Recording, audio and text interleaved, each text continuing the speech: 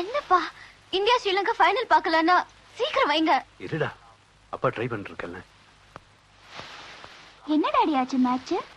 போராடிட்டு இருக்கேன், தெரியல, எல்லாம் கோடு கூட வருது. டாடி இதுக்கு தான் வாங்கும் போது அன்ரோல் டிவின்னு கேட்டு வாங்கன்னு சொன்னேன்ல. அங்கிள் அங்கிள் அங்கிள் ஒரே ஒரு தடவை ப்ளீஸ் அங்கிள். இன்னும் காலேஜுக்கு போகலையா? நீங்க போகலன்னு தெரிஞ்சிருந்தா 1 மணி நேரம் கழிச்சாவது வந்திருப்பேனே. நான் உங்களுக்காக தான் வெயிட் பண்றேன் அங்கிள், ப்ளீஸ் அங்கிள். என்னம்மா இது? உங்க வயசு என்ன, என் வயசு என்ன? யாராவது பார்த்தா தப்பா நினைக்க போறாங்கம்மா. எப்போ கொடுக்கறதானே அங்கிள், இதுக்கு போய் ஏன் வெக்கப்படுறீங்க? சொன்னாலும் கேட்க மாட்டேங்கிறீங்க. யாரும் பார்க்கல இல்ல. சரிங்க, கொடுத்துருங்கம்மா. சிவா யார் கோயில் மணி அடிச்சது? வலிக்குதா அங்கிள்? சுகமா இருக்கு. கோவில் மணி இல்லம்மா, நம்ம மேனேஜர் சுப்பிரமணி மஞ்சுக்கிட்ட அடி வாங்கி நிக்கிறாரு. ஏய் வாலு, என்ன மணி தலையில கொட்டினாலா? சின்ன பொண்ணு தானே. நான் ஒரு சந்தோஷமான விஷயம் சொல்லிட்டு போலான்னு வந்தேன் சார். எம்ஐடில ஷேர்ஸ் வாங்கிருந்தீங்களா சார்? அதுக்கு 50 லட்சம் ரூபாய் லாபம். 50 லட்சமா? நாங்க சொன்னப்ப நீங்க ஷேர்ஸ் வாங்கல, மீனா சொன்னதுக்கு அப்புறம் தான் வாங்குனீங்க. இன்னைக்கு 50 lakhs ப்ராஃபிட். ஃபேண்டாஸ்டிக். சரி, இது என் பொண்ணு சொன்னதுக்காக வாயில சக்கரை போடணும். ஆமா, போடலாம். இல்ல இல்ல, போடணும் போடணும் போடணும். நீ போய் சக்கரை எடுத்துப்பா. அந்த பக்கம்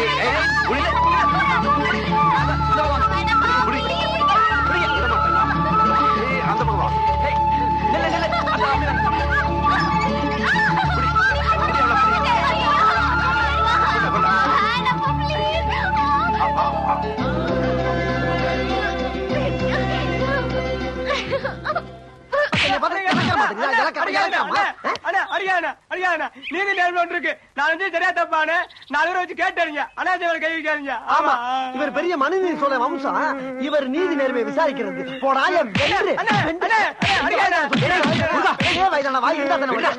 ஏன்டா சின்ன பையனை போட்டு அடிச்சிட்டு இருக்க? ஏ ராஜா, அவன் என்ன தப்பு பண்ணாலும் உன்கிட்ட சொல்லலாம், நீ தடுக்க மாட்டா. பேசாம போயிரு. அவன் என்ன செஞ்சான்னு சொல்லிட்டு அடியேன்டா. சொல்லவா? சொல்லு. நீயே சொல்ற. சொல்ல முடியாத அளவுக்கு வாயில குத்தி போட்டு என்ன சொல்றீங்களா? நீங்களே சொல்லுங்க. தெரியுதுல தெரியுதுல தெரியுதுல என்னன்னு சொல்லண்டா. அசையப்படாதாமா. டே ராஜா, இவ என்ன சொன்னான் தெரியுமாடா?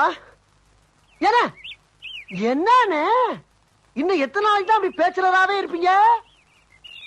காலகாலத்துல ஒரு கல்யாணத்தை பண்ணிக்கிட்டு குடியும் குடுத்தனமா இருந்தா எங்களை மாதிரி பாக்குறவங்க கண்ணுக்கு எவ்வளவு லட்சணமா இருக்கும் அப்படின்னாடா.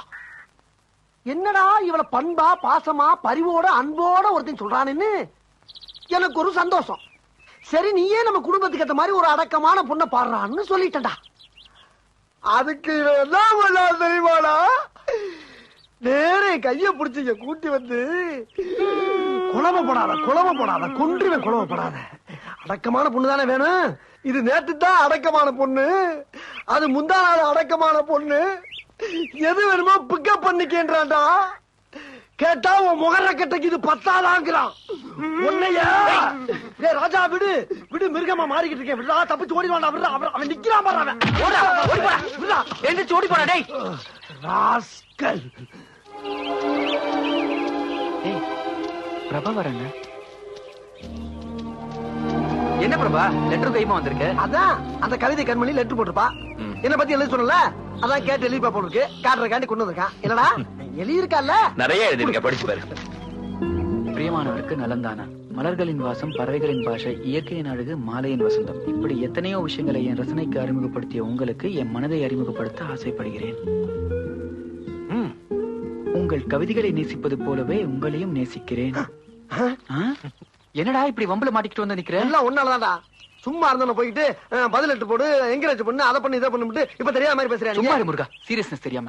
டேய், இப்போ இதுக்கு என்னடா பண்ண போற?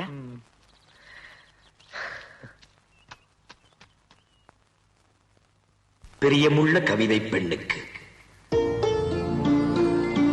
நீங்கள் விடுத்த மடல் என் விரல்களுக்கு வந்தது.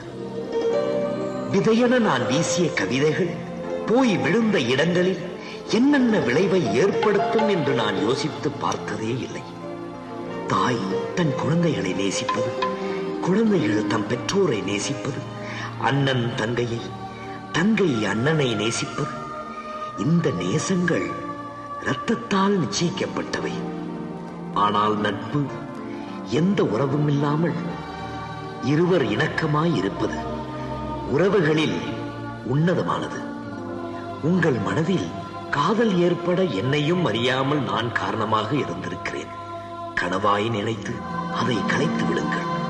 என்றும் நட்போடு நாம் இருப்போம். பிரியங்களுடன் பிரபாகரன்.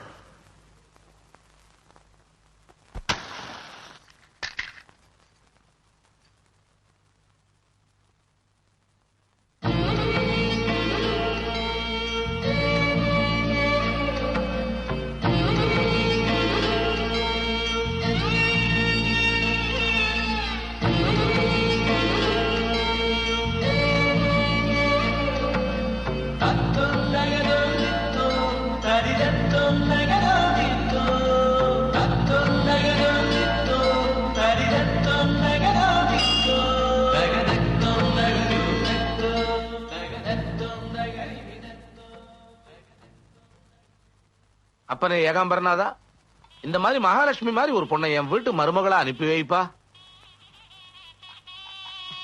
நல்லாரு நல்லாரு நல்லாரு.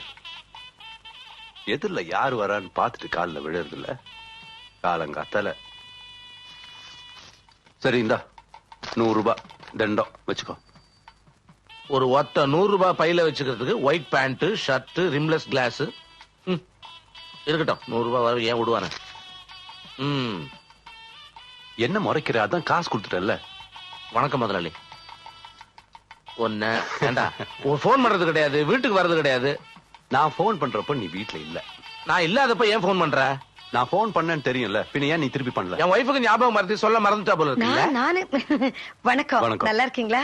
எங்க வீட்டுல வரலையா? வந்திருக்காங்க.